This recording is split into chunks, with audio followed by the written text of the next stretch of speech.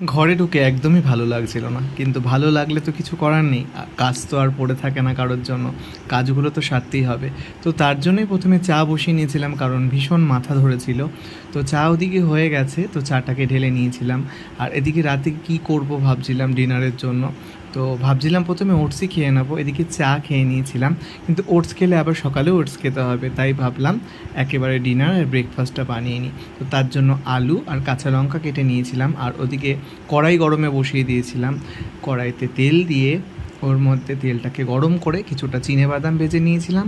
তারপর শস্য ফোড়ন দিয়ে আলু, কাঁচা লঙ্কা, নুন দিয়ে ভেজে নিয়েছিলাম। আর ওদিকে চিনেবাদামটা হয়েছে কি না টেস্ট করার জন্য বেশ 2-4টে খেয়ে নিয়েছিলাম। আর সুকান্তকে দিন অরিগ্যানো আনিয়েছিলাম, তো সেই অরিগ্যানোটা বের করলাম।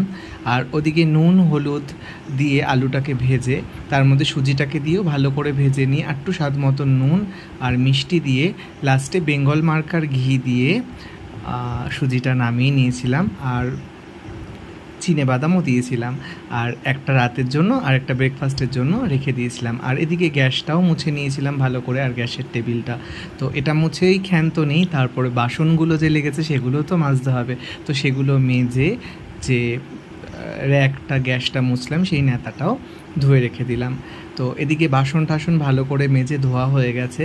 তো এদিকে আমি কি করব ভাবছি।